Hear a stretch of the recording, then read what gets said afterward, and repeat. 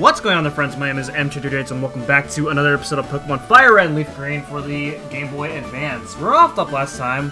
We explored the rest of the Sevi Islands, and now, in this part, we're going to be doing something a little bit different this time around here. So, what we're going to be doing is we are going to be catching what is known as roaming Pokemon. Now, not very many people will probably know this at all, and that's probably because you have not really, well, there's not really a clear indication that the game tells you this, but what's going to happen is, I'm going to be spraying Repel here, and then I'm going to make myself look really silly on screen. And there's a particular reason why I'm doing this, and, well, you'll see. This also actually requires that I have a somewhat lower level Pokemon, so I'm gonna put Zapdos up front here, and, well, you'll see. Again, this is gonna look really silly, but there's a reason why I'm doing this, and, hopefully I can get this to work, but, this will give me time to kind of explain what I'm doing here.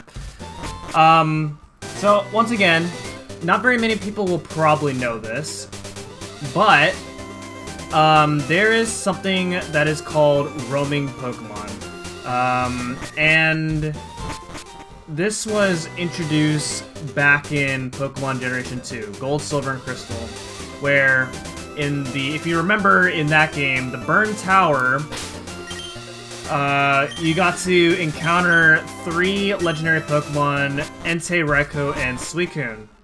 And as soon as you encounter them, they start roaming around the entire Johto region. And then you got to catch them. And to catch them, it's not easy, because when you encounter them, the first thing that they're going to do is run away. And that is what's classified as a roaming Pokemon. Now, to find them, they're scattered around anywhere in the region, and,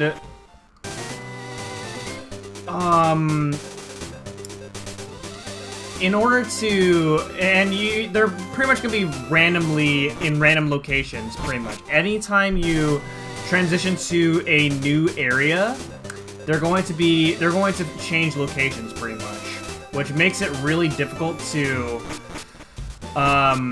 encounter them in the first place. So yeah, what I'm doing here is I'm just basically running around here and hope that I encounter them, because right now I have no way of knowing where they could be. So I'm just like, I'm reloading this area in an attempt to bank that one of these Pokemon will spawn here in this route, because this is, from what I know, the most convenient route to do this on.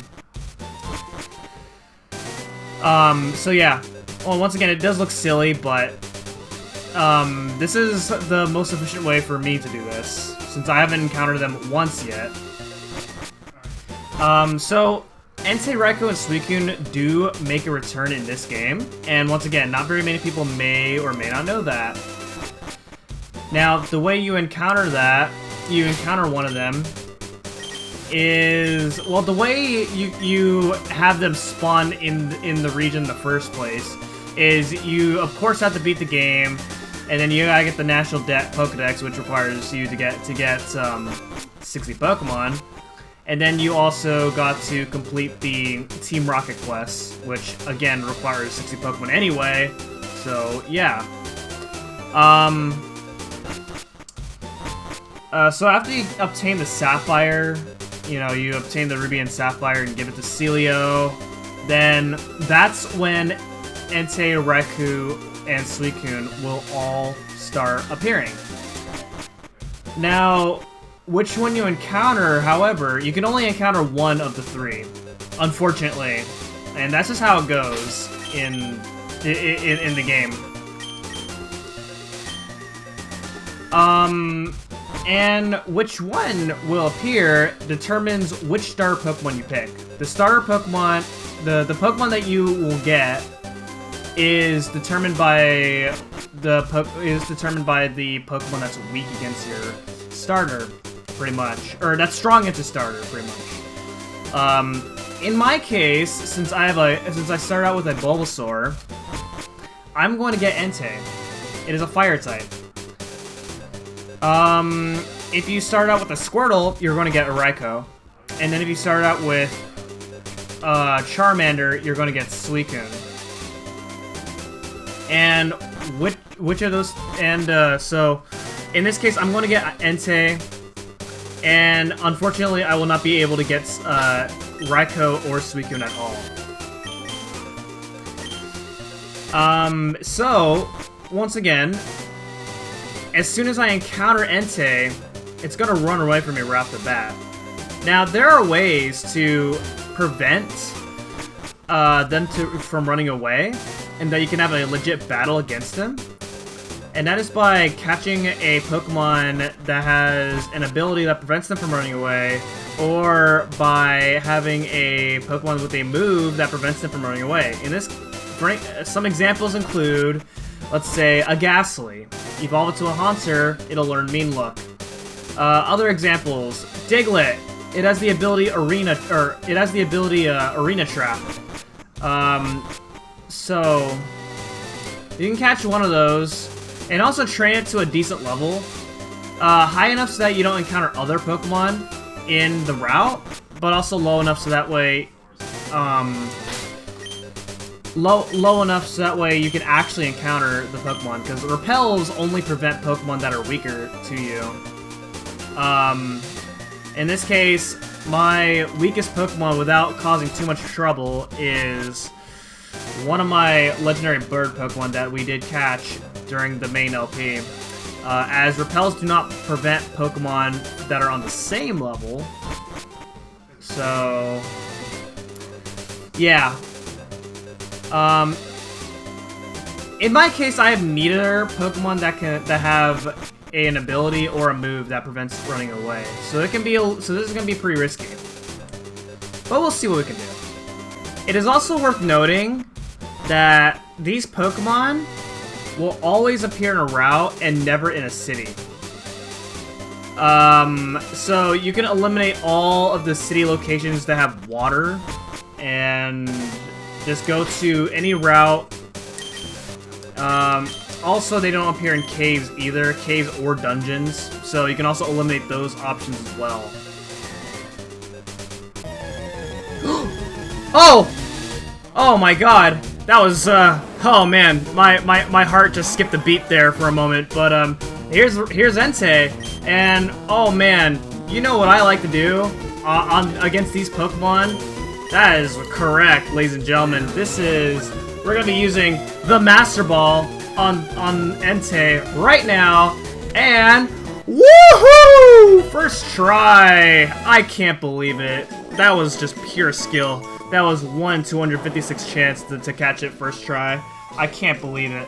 A Pokemon that races across the land, it is said that one is born every time a new volcano appears. Okay.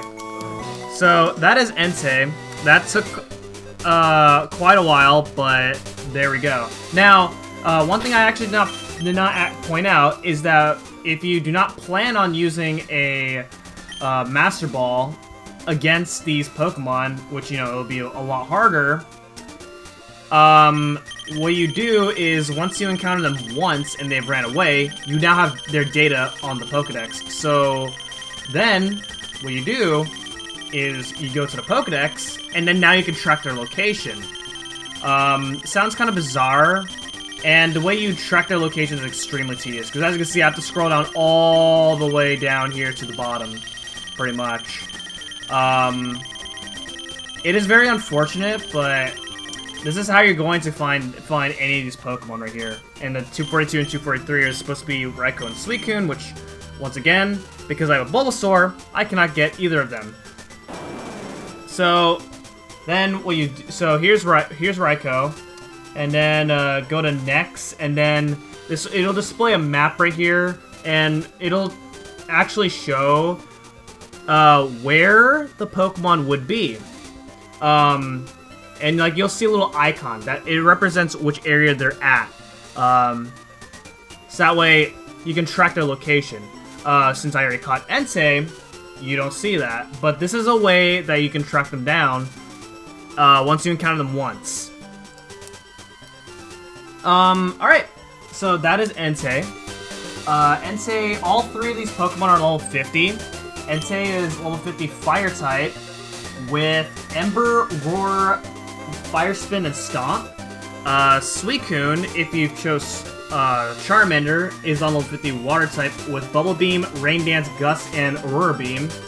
And then Raikou, if you have a Squirtle, is on level 50 Electric type with Thunder Shock, Roar, Quick Attack, and Spark. So,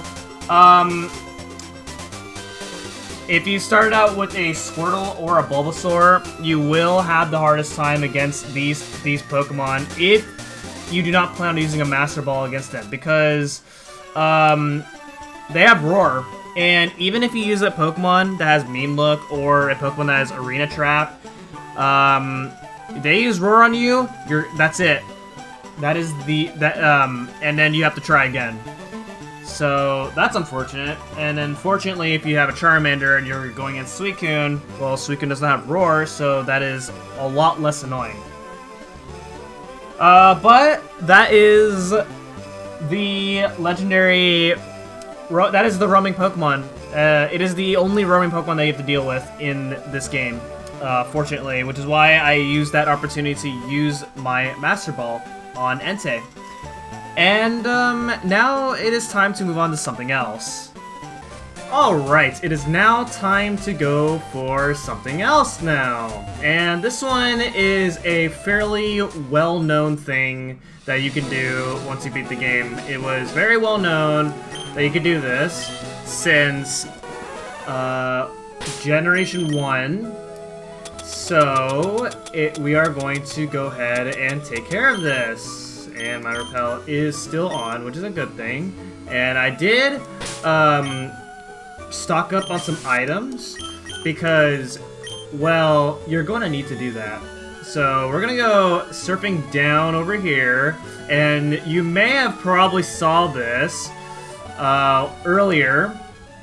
And so, if you head over here, well, we have a trainer. So let's go ahead and battle her.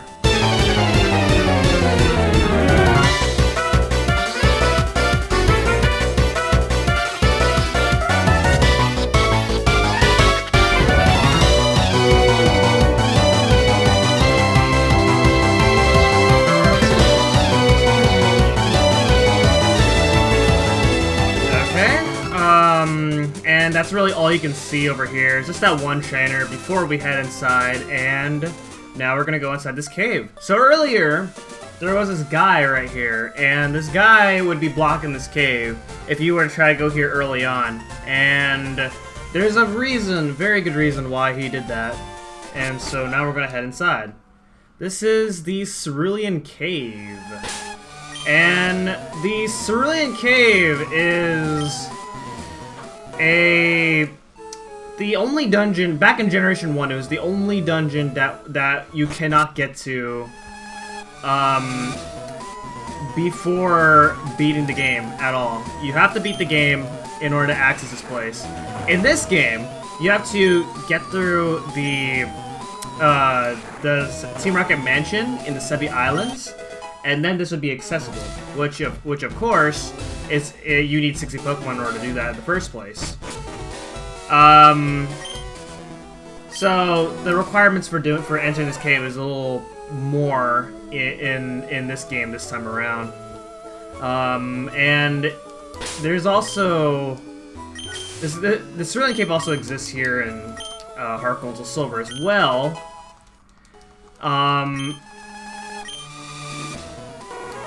But this is where it originates. Well, technically Gen 1. So there's a lot of Pokemon you can find here. In this place you can find Parasect, Magneton, Primeape, Ditto, Electrode, Golduck in Fire Red, Kadabra, and Slowbro in Leaf Green. you also want to have Rock Smash if you want to get some of these items. I don't know if it's actually required. I believe it's not. But, yeah, so as you just saw right there, the Pokemon in this cave are very, very high level. You do not want to go, well, you do not want to underestimate going through this place. It is crazy. You can even find wild Pokemon here, even when you Rock Smash these rocks. So it's definitely not really that fun to go through if you're going to go through that repels. The other annoying thing about this place is sometimes you'll encounter Wobbuffets, and Wobbuffets, if you're really unlucky, which is actually fairly likely, they will have the ability Shadow Tag, which prevents you from running away, pretty much. So that's pretty fun. Alright, so then if we continue heading through here, it's not really a hard place to go through. It's just when you get through to this part right here, it's pretty much a very large maze. Now, I believe the layout here is similar in Gen 1, except obviously no Rock Smash rocks, because Rock Smash did not exist back in Gen 1. It is still a maze that you have to go through. And it can be, well, it's just similar. Going through it's just similar. And there's a lot of these dead ends right here while you're going through parts of the maze. So it is somewhat easy to get lost, but I already know that I went through that part, so we're just gonna go ahead and head over here next. But your reward for going through this place is, it's pretty well worth it. At least that's I like to say it's pretty well worth it. Now I don't actually believe we haven't gone to the part where Rock Smash is required yet. So I don't actually believe that Rock Smash is required, but it is required if you want to get some of these items. So I believe, yeah, Rock Smash is just completely optional. Yeah, okay, so yeah, this is the part where, yeah, we don't even need Rock Smash for this part over here. So we pretty much made it almost to the end. Like, this is the last part of the cave. So that's nice. Alright, so right there's a Max Revive. You can find some pretty nice items here as well, which is pretty cool. It's very convenient because you're gonna want to stock up on a bunch of items. Because coming up, you go ahead and head over here and surf your way this way. Well, first off, okay. We have this lovely thing. Mew!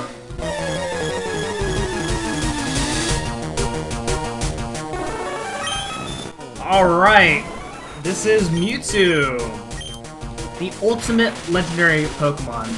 I mean, look at this. Level 70 Psychic type with Psychic, Recover, Swift, and Safeguard.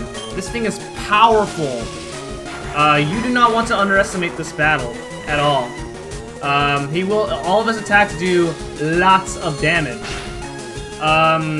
So, with that being said, Psychic is a powerful Psychic type move.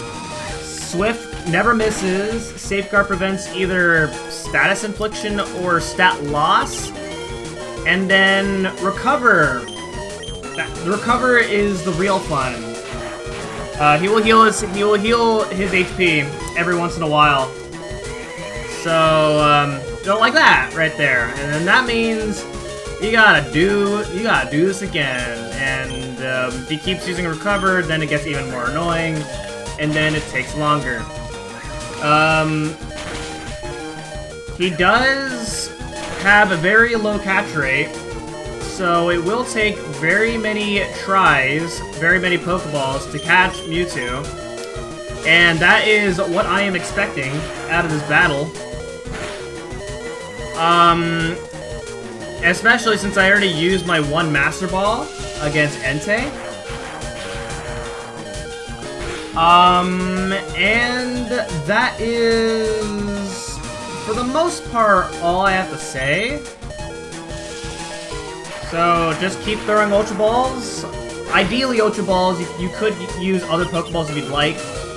And then just hope that you catch him. And I have a reputation in Pokemon LPs where catching Mewtwo hasn't really gone well. So we'll see what happens this time. So, with that being said, enjoy the show.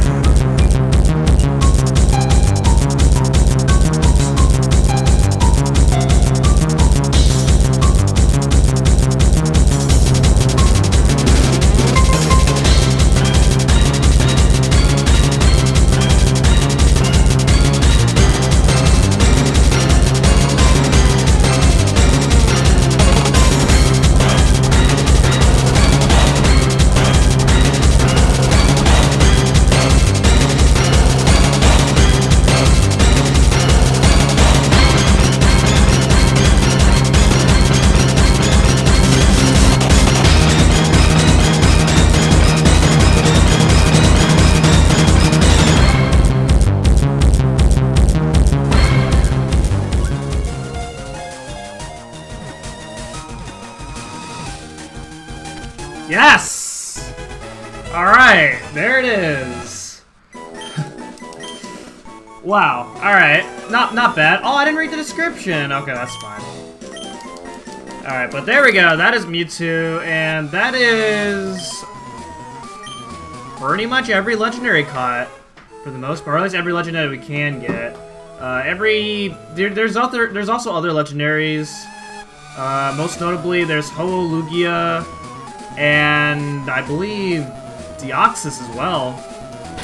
And those Pokemon are, well, at this point of time, I cannot get them, as those are event exclusive, which means at this point of time, I would have to use cheats, pretty much, in order to get them, and I don't really feel like doing that, even though it's not really that hard to do, because I can just look up what the cheat is, but that's not fun. So, with that being said, there's not really much else for us to do now. So, next time on Pokemon Fire Red and Leaf Green, we are going to take on the Indigo Plateau once again. And that is because now the Elite Four members are higher level. So we'll see what kind of challenge they bring to us this time around. So, thank you guys so much for watching, and I will see you guys next time. Goodbye.